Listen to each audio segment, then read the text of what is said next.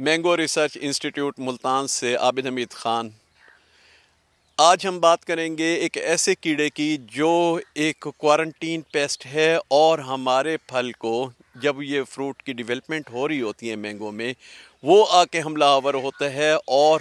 اس سے ہم اس قابل نہیں رہتے کہ ہم دنیا میں اپنا پھل ایکسپورٹ کر سکیں۔ جی بالکل، ہم بات کریں گے فروٹ فلائی کی۔ تو فروٹ فلائی پھل کی مکھی جس کا نام دیا جاتا ہے، پاکستان میں اس کی 7 سپیشیز ہیں، لیکن ان میں سے 2 جو ہیں وہ بیکٹروسیرا زونیٹا اور بیکٹروسیرا ڈورسیلس، یہ حملہ آور ہوتی ہیں۔ اس کے لائف سائیکل کو سمجھنا انتہائی ضروری ہے کہ اس کی جو بالغ ہے فیمیل، وہ ایگ لیئنگ کرتی ہے پھل کے اندر، وہاں سے اس کے میگٹس نکلتے ہیں جو کہ پھل کو اندرونی طور پہ اس کا گودا کھاتے ہیں، اور یہ پھل اس قابل نہیں رہتا کہ وہ درخت کے اوپر رہے، یہ گر جاتا ہے۔ وہاں سے اس کا پیوپا بنتا ہے، اور پیوپے سے تقریباً 7 دن کے بعد دوبارہ مکھی یا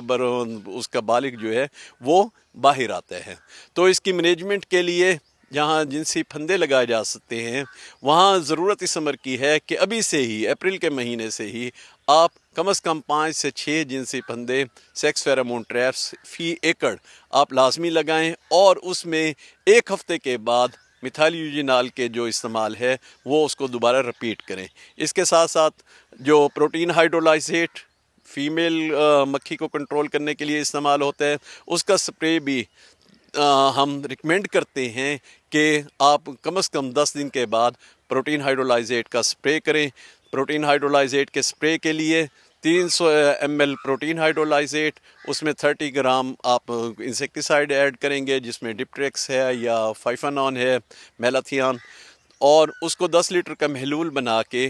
آپ 1 میٹر رقبے کے اوپر صرف 100 ml آپ نے سپرے کرنا ہے، اور وہ 1 میٹر رقبہ بھی ایسا ہوگا جہاں پہ کوئی پھل موجود نہ ہو، کیونکہ اس میں زہریلے اثرات دوائی کے موجود ہوتے ہیں۔ تیسری سب سے اہم بات وہ ہے سینیٹیشن، کہ پھل کی مکھی کو کنٹرول کرنے کے لیے اگر گرے ہوئے پھل کو ہم اکٹھا نہیں کرتے اور ان کو دھوپ میں یا نہیں پھینکتے یا گڑھے میں نہیں دبا دیتے، تو پھل کی مکھی کنٹرول نہیں ہوتی۔ یاد رکھیں کہ ہمارے جو ذمہ دار ہیں وہ اگست میں پھل کی مکھی کو کنٹرول کرنے کے لیے اسٹریٹجی اپناتے ہیں۔ اس وقت اس کی اتنی پاپولیشن پھیل چکی ہوتی ہے کہ یہ پیسٹ کنٹرول میں نہیں آتا۔